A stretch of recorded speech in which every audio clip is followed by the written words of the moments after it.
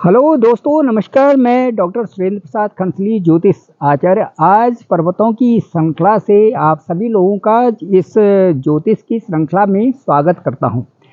दोस्तों, सबसे पहले मैं ये कहना चाहूँगा कि हर कुंडली में बृहस्पति का मजबूत होना एक बहुत अच्छी बात होती है और बृहस्पति के मजबूत होने से वो हाउस बहुत अच्छा परिपक्व बन जाता है।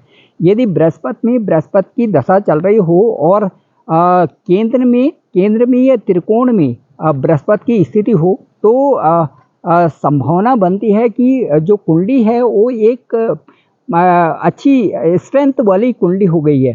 तो दोस्तों, मैं अभी बात करना चाहूँगा आपको कि जो बृहस्पति हैं ये 4 सितंबर 2023 से और 31/12/2023 तक जो एक बकरी अवस्था में हैं। तो ये बकरी अवस्था में जब ये होंगे तो 118 दिन का जो ये वक्त है ये 7 राशियों के लिए बहुत अच्छा एक नवीनतम समय ला रहा है, क्योंकि जो उसका जो चेष्टा बल होता है किसी भी ग्रह का जब वो रेट्रोगेट की अवस्था में होता है तो उससे क्या होता है, जुपिटर का जो चेष्टा बल होता है वो बढ़ जाएगा, क्योंकि वो एक हाउस से नहीं, वो दो हाउस से उसका परिणाम आना शुरू हो जाता है। तो मैं ये कहना चाहूँगा कि अभी मेष राशि में जो इस समय बृहस्पति हैं रेट्रोगेट की अवस्था में हैं, तो उससे 7 ऐसी जुपिटर जो साइन हैं, जो राशि हैं, राशि चक्र हैं, उनमें 7 ऐसी राशियां हैं जिनमें कि बहुत अच्छा प्रभाव पड़ने वाला है। उनमें सबसे पहले है मेष राशि।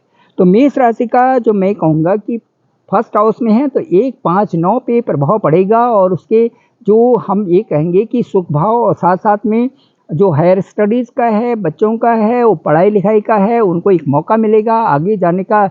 एक जो बाहर एडमिशन ले रहे हैं उनके लिए उस तरह के चांसेस हैं। और उसके साथ साथ जो है जो जिन लोगों की शादी हो रखी है उनका संतान भाव बहुत अच्छा है। साथ साथ में जो आपसी जो उनका सामंजस्य बहुत अच्छा रहेगा और दूसरा भाग्य स्थान पे भी बहुत अच्छा फर्क पड़ेगा उसका।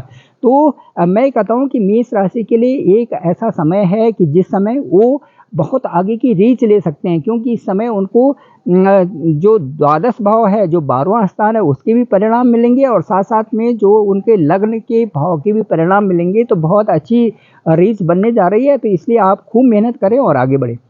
दूसरा मैं बताऊंगा मिथुन राशि। तो मिथुन राशि का क्या है कि इसमें आय भाव में जो आय भाव कहते हैं हम उसे, कि जो लाभ स्थान होता है, 11वां स्थान होता है, वहाँ पर जो रेट्रोगेट की स्थिति बनती है जुपिटर की, तो ये बहुत अच्छा एक समय है, क्योंकि धन लाभ तो है ही है, उसके साथ साथ संतान खुश और की भी खुशखबरी मिलेगी। रिश्ता भी कई लोगों का तय हो जाएगा, प्रेम संबंध भी अच्छे हो गए और सबसे अच्छी बात है कि मित्रों के साथ में बहुत अच्छा एक सामंजस्य बनेगा और मित्रों के साथ में सामंजस्य बनने से जातक को आगे जाने के लिए बहुत अच्छा एक मौका मिल जाता है। तीसरा मैं आपको बताऊंगा कर्क राशि। कर्क राशि अपने आप में एक बहुत सुंदर राशि है और इसका दसम भाव कहते हैं हम, जो व्यापार का क्षेत्र होता है, जो नौकरी का जो भाव होता है, उसमें उस स्थान में एक अच्छा वो हो जाता है। तो उससे क्या होगा कि नए कामों की शुरुआत होगी, कर्क राशि के लिए नए कामों की शुरुआत होगी, नए कंटेंट्स जो पब्लिश होंगे वो एक अच्छी रीच बना सकते हैं, अपनी शुरुआत उनकी अच्छी है तो नेम एंड फेम भी होगा और साथ साथ में अब परेशानियां उनकी दूर होंगी जो पिछली आ रही थी, और धन लाभ होगा। सबसे अच्छी बात है, धन लाभ के भी योग हैं। तो कर्क राशि वालों को इस समय अपने जो भी उनके पास काम है, जो भी इनके प्रोजेक्ट हैं, उनको सबमिट करना चाहिए और बहुत अच्छी बात होगी कि उसमें वो आगे बढ़ें और उस पर कंसंट्रेट करें। तो बहुत अच्छा एक समय आगे के लिए जागरूक समय उनके लिए हो रहा है।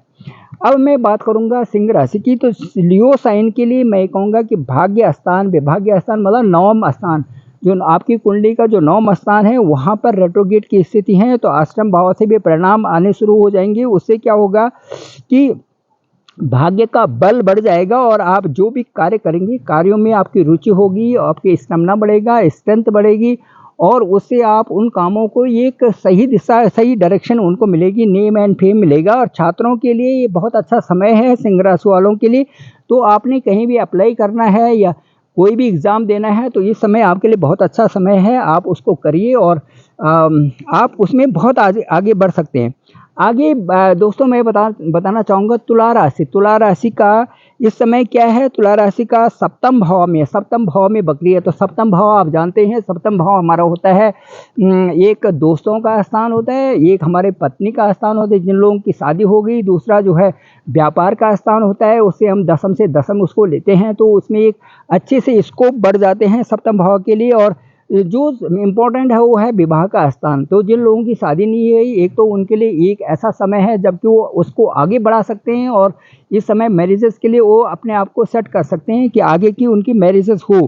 कारोबार के लिए बहुत अच्छा है, बिजनेस में भी लाभ होगा, नौकरी में भी प्रमोशन मिलेंगे। और वाहन आदि यदि आप खरीदना चाहें तो उसके लिए बहुत अच्छा समय है। घर भी खरीदना चाहें, ज़मीन भी खरीदना चाहें तो बहुत अच्छा समय है, क्योंकि सप्तम से सप्तम हम इसमें देखेंगे तो बहुत सुंदर इस समय लग रहा है। और बकरी होने की दशा में उसमें छठे भाव के भी परिणाम आएंगे, छठे और सातवें भाव के परिणाम आएंगे तो बहुत अच्छा रहेगा। दूसरा सबसे अच्छी बात है कि वो केंद्र में है।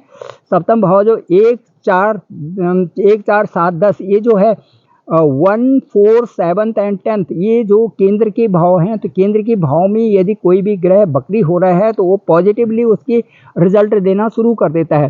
तो ये सारी पॉजिटिवली होंगे। और सबसे अच्छी बात है कि आपका जो है विवाह का भी अच्छा है, काम और कारोबार भी आगे चलेंगे और बिजनेस में भी लाभ होगा और नौकरी में भी प्रमोशन, और जैसे मैंने कहा वाहन और घर भी आप ले सकते हैं।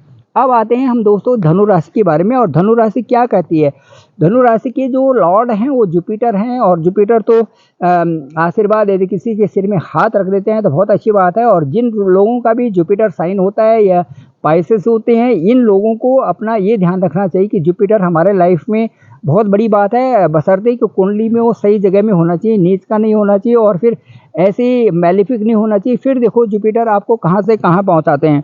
तो मैं ये बताऊंगा कि जुपिटर के इस समय जो पंचम स्थान है, जो आपका पंचम स्थान है, जो धनु राशि से पंचम स्थान है, उसमें आपका सेहत के लिए अब अच्छा है, परीक्षा आप अच्छा दे सकते हैं, उसमें आपको अच्छा है, एडमिशन वगैरह होगा और छात्रों के लिए बहुत अच्छा समय है ये। और वो अपनी चीज़ों को आगे बढ़ाएं, मेहनत से पढ़ाई करें तो बहुत अच्छा आपको आगे चलेगा। नया व्यापार और इंपोर्ट एक्सपोर्ट का भी आप यदि बिजनेस कर रहे हैं तो उसके लिए भी बहुत अच्छा समय है। और कुल मिलाकर के पंचम स्थान जो है कुंडली का एक बहुत बड़ा स्थान होता है। यहाँ से हम कई चीज़ों को देखते हैं और ये सब चीज़ों की प्रगति के लिए यदि बृहस्पति वहाँ पर है तो ये समझिए कि आपके रास्ता खुलने का एक गेट शुरू हो गया है, वो है पंचम स्थान। तो अब मैं मीन राशि की बात करूंगा। और मीन राशि के दूसरे भाव में, मीन राशि का हम लेंगे तो उसके ठीक दूसरे भाव में इस समय जो है जुपिटर रेट्रोगेट हो रहे हैं। तो इसका मतलब है आप लग्न भाव से भी आपके रिजल्ट आना शुरू हो जाएंगे। और सबसे अच्छी बात है कि आपको अपार धन लाभ की संभावना बनती है, क्योंकि सेकंड हाउस जो हमारा धन भाव होता है, परिवार का स्थान होता है, वाणी का स्थान होता है, इनमें आपको लाभ हो जाएगा। एक तो आपको बोलने का अच्छा हो जाएगा, सबसे अच्छी बात है। और आप जो बोलोगे ठीक बोलोगे, नहीं तो बोलोगे नहीं, तो ये अच्छी बात है। और उससे क्या होगा कि इस चीज़ पे और दूसरा जो है काम कारोबार और ये सारी चीज़ें आपकी बढ़ जाएंगी, मान सम्मान बढ़ेगा। गोचर का परिणाम आपके लिए मीन राशि के लिए बहुत अच्छा है। तो सभी लोगों के लिए ये जो 7 राशियां हैं जिनका नाम मैंने अभी गिनाया था, ये लोग अपने पास जो है एक पीला कपड़ा पहने, गुरुवार को पीली कमीज पहने बढ़िया सा, और उसके बाद ओम गुरुए नमः का जाप भी करे तो अच्छा है। और जितने भी लोग हैं, जो भी हैं दुनिया में, सभी लोगों को मैं कहूँगा कि गुरु का जो इस समय गुरु का रेट्रोगेट की अवस्था है, इस समय चेष्टा बल बढ़ जाता है, 2 भावों से परिणाम देने शुरू करते हैं और आपके लिए बहुत अच्छा समय हो रहा है इन 7 राशियों के लिए।